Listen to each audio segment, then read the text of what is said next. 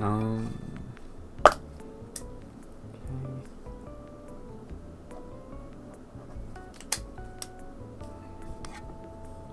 oh, sorry, I didn't see it there. Getting right into the topic of anatomy, a word that you may have heard thrown around a lot is going to be called construction. Now, construction is basically the idea of constructing or sketching your pose using various shapes, methods, etc. in order to lay down the pose of a character, give it a certain dynamic flow, and whatnot. It's basically the whole principle of drawing a character and giving it shape, giving it form, giving it life. And something I really struggled with is which method of construction is right for me. And the truth is, it's literally any of them. Any method of construction that you feel right is going to be the method that you want to use. And so for me, that meant discovering different methods and testing them out and then just seeing like what felt right in that moment. But for another moment, I might use something different. So in this video, I'm going to show you a couple different methods that I learned while learning about construction, and then just dissect them, dissect their advantages and disadvantages, and what you can learn from each of them. Alright, so let's move into the first method. You've probably seen this thrown around before, but the first method is essentially just going to be using like boxes, and the boxes can represent the torso and the waist. Now, it could be boxes drawn at any perspective, but it's generally going to be a thinner rectangle. And what you're going to do with this is you're going to lay out each plane, so like the front, left, right, and back of the torso or the waist that you're going to see. So say it's going to be like we're looking at a torso upwards, and so you might want something like this, and then this. And if we look at this form, we could actually really just fit our rib cage, fit our waist in here if we wanted to. So for example, like we might do that. Here's your sternum, your collarbones go up here, and the roundness follows a form. You have your arms coming out from here, etc. Same thing with the waist. You would come down here. Actually, I don't remember how to draw the pelvis that well, I'm gonna be honest with you, but I do know that it obviously has like this almost underwear shape, so it'd follow something like that. That's the basic idea, and what's so useful about using these shapes is actually, there's a loud ass cricket out there. What's so useful about using these shapes is actually getting the plane and the dimension, and you're able to separate, where you might put the collarbone from which side of the body you would put the arm on. The thing about that is being able to really differentiate the form and give roundness to the torso by separating those shapes. And so what's beneficial about this is just it really gives off a dynamic pose. It can be difficult for more complex poses, which is why I say that using different types of construction is so conditional. Using different types of construction have different benefits, and one of the largest benefits is going to be using poses with more detailed construction can be very difficult with some of these in comparison to the other. Now, I know it's hard to see. I did go in bold lines for this sketch, but I'm sure you could see like the outline and where I'm going with this. You would have arm, torso, and then you just fill in your details from there. It is going to require just a little bit of knowledge of anatomy, but nothing too drastic. You're still able to get the torso shape that you're looking for. And then for me personally, I do like to do just like a simple head, mark out where the eyes are, and then just draw the side plane of the skull. That way I'm knowing, my dimensions of the head. Now, for the circular method, this is generally going to be better for gesture drawing, but it's also going to be better for those more complex poses where you're like looking from above, or you might have a twisting torso, because you aren't necessarily confusing yourself with all those planes. So I'd ought to use a different pose. So maybe looking down directly at the torso. we might have something like this, and then we might have our waist coming out. I always like to draw a center line for the torso. That's also going to be where your sternum is, and then we would start filling in the shapes from there. It is important to remember, you know, like your torso is going to be circular. It's not going to be flat like those planes. So when you're using like the box method, you do want to make sure that you're drawing this rounded form that's really going to give a lot of movement to the torso, and it's also just going to make your anatomy look that much better. But I would probably drop down from the shoulders outward and then draw the breast line just coming outward. Ooh, that is not how you want to draw a boob. Draw the breast line coming. Ooh, here, wait, third time's the charm. Okay. Draw the breast line coming outward, something like that. And like I said, you do want to make sure that everything is looking more rounded than usual, meaning that when you're drawing breasts as well, your armpit line is going to be higher than your torso line when you're looking from above anyways, and vice versa from below, right? Well, I'm not going to think too hard about it. You get the gist of it. It's supposed to be round. And so anyways, we would come down here. This would be your torso. You'd have the roundness for the breasts. Your collarbones come out here. Draw your head with your eyes being marked. And then you would come down here. Let's draw the legs outward just because I feel too lazy to think about the perspective for this. And then you would draw your waist coming inwards, stomach, etc. So yeah, I'm not going to be too fancy with it, but that's the basic idea. You would normally just draw a circle like this, and then you would draw your sternum, a split in the center, or not the center. The cut at the bottom is just going to show the opening of the rib cage, same as for the waist. You wouldn't necessarily draw a center line, but if you felt like it, you could.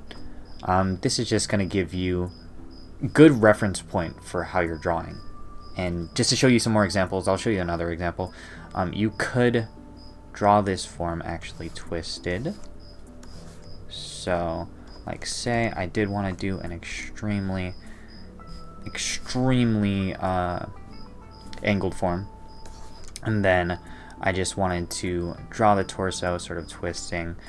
You might do something like this, and also of course keep your angles against each other. It's going to give more movement to the form, but you might have something like this where you're just allowing these to be adjacent to each other. So like my center line, obviously this is going to be twisting now, and then you would just fill in everything else. Now of course this isn't something that you could do and learn just by doing it. It is going to be helpful more so with like the square method, because that is going to show you more planes. But if you do have, or if you do gain a substantial amount of knowledge, you are going to get very good at being able to draw your torsos and stuff. So yeah, this would come down here. I might draw this here, draw this here, and then just for simplicity's sake, show the arm coming outwards, and then maybe an arm going outwards like this. Yeah. And I'm not being neat, I'm not being, accurate. I'm just trying to be fast. The whole idea is to try and get your idea out onto the page. That's what construction is for. Depending on the type of construction you use, you could also just check your proportions, but the whole idea of construction is to help you become quicker as an artist.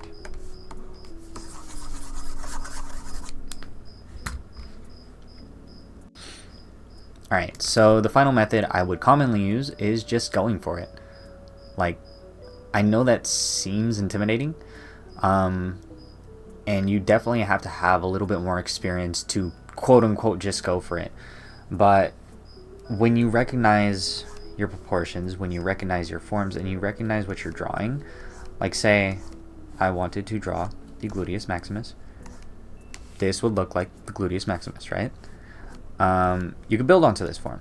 You could come here, here, here, and try and simplify your strokes as much as possible. I would do this for a couple reasons. I would do this if I'm simply just doing sketches, and I would do this to test my knowledge on how good my understanding for a certain form is. I've done this form like a million times as opposed to like a million times, so that's why I have a pretty decent understanding of it.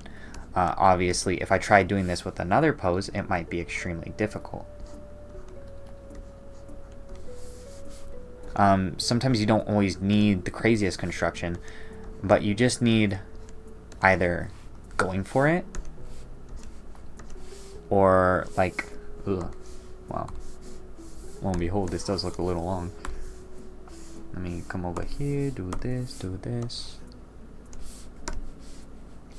Sometimes you just go for it, and other times you might make an extremely rough sketch. And that rough sketch could turn out from something like, say you want to draw your torso, and you're drawing a twisting torso, so you might use what people call a bean shape or something similar. And then you go from there. See, because I already have this form, this is where the torso twists initially. You could see that if I start making the marking points that you might use for your circle form, then you would start with your sternum right here.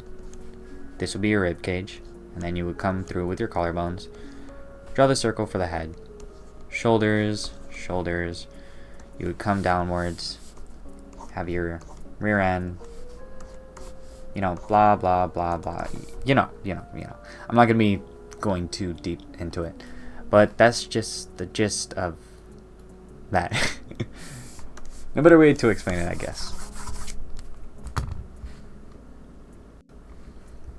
I have two recommendations for different types of construction that you would use, and I don't use these that often, but they are extremely useful nonetheless.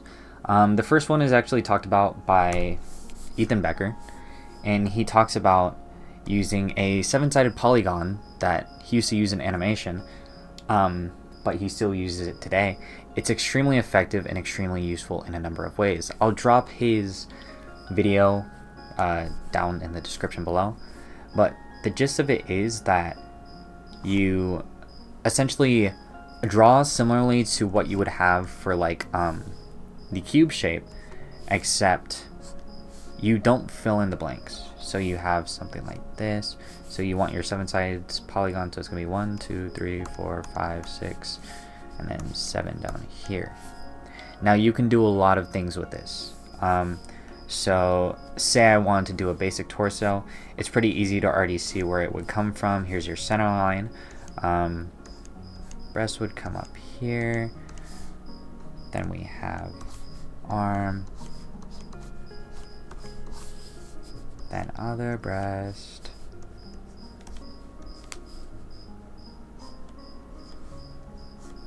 stomach, rib cage, hip line would come up, hip line would come up, butt cheek, you know. But just looking at this form, what else do you see? Well, this center line suddenly turns into a center line again, except this time it's a spine. So now I might have shoulder going outward. You might see the breast from under here. And again, I'm not being accurate. I'm not trying to do everything 100%. I'm just letting ideas flow. And then might have this here, butt goes outward, have a leg, then the circle, etc. So what's cool about this shape is once you learn to train your eye to recognize it, it will teach you multiple different forms. You just have to be like willing to be open-minded and work with the shape a little bit.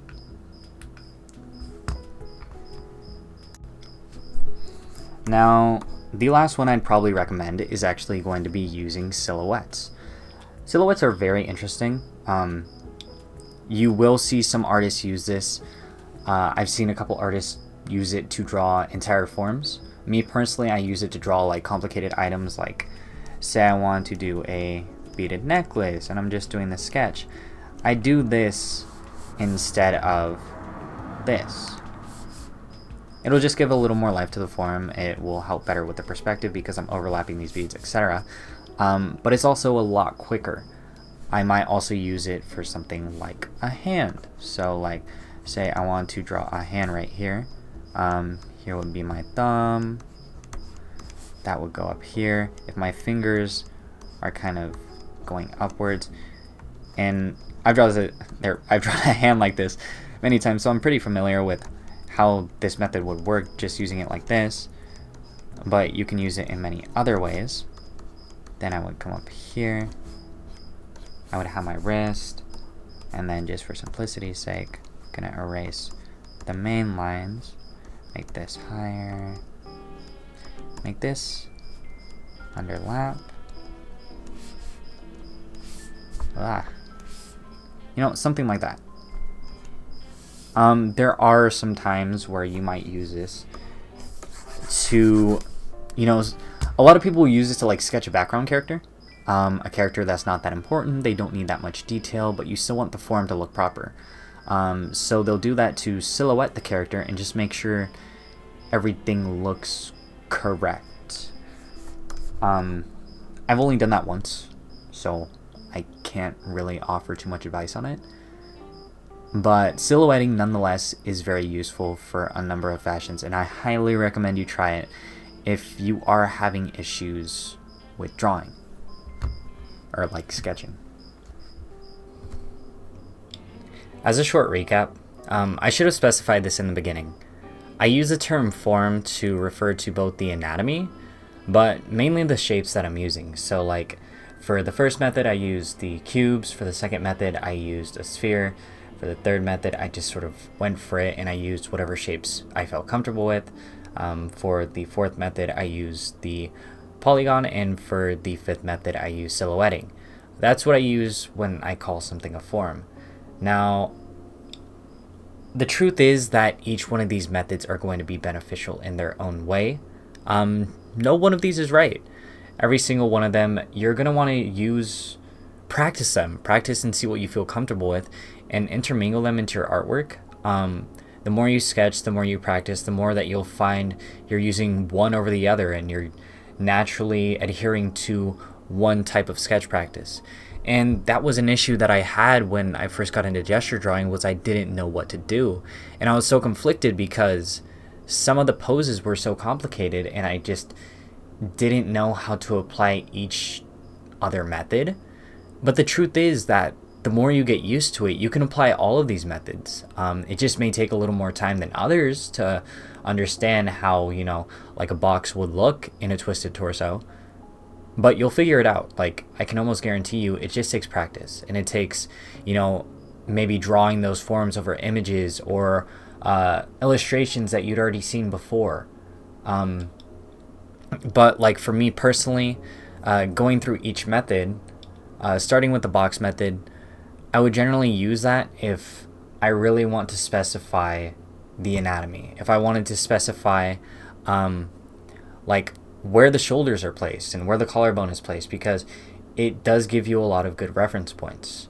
For the circular method, I'm going to use that more for gesture drawing because it's a lot faster, it's a lot less complicated to plan out, it's a little more flexible, and when you're gesture drawing, you aren't necessarily focused on accuracy, more as you're just focused on getting the illustration down as fast as possible. For the third method, using either just going for it or using a more generalized sketch, I would use that if I'm doing like a thumbnail. That's generally very useful for trying to just get something down as fast as possible. And it's also just a good test of your ability to know where you are in terms of your own knowledge on like anatomy, shape, perspective, etc. The The truth is that you can apply any of these methods to a thumbnail as well.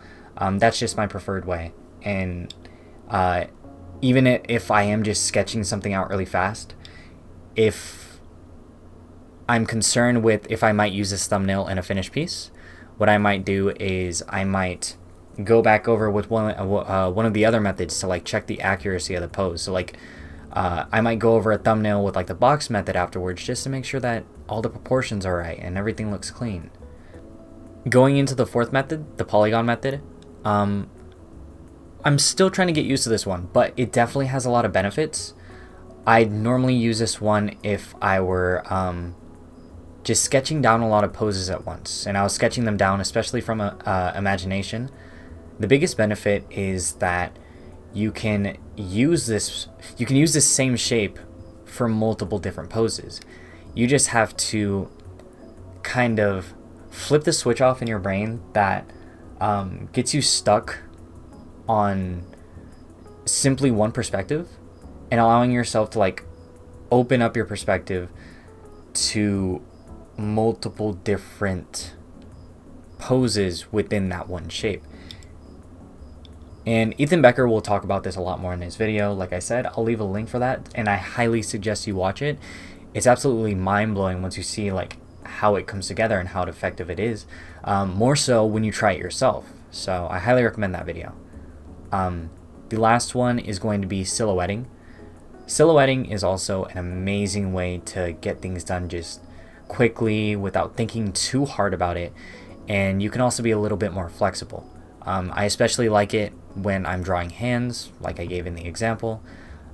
It's just most convenient because you aren't necessarily worried about the proportions of the fingers, because you can always sketch it out afterwards and you can adjust accordingly within like that black space of nothingness, you know. What you're really concerned about is a silhouette of the fingers before you actually continue with the finger itself. And that goes the same using the silhouette method for a lot of the other poses, clothing, etc.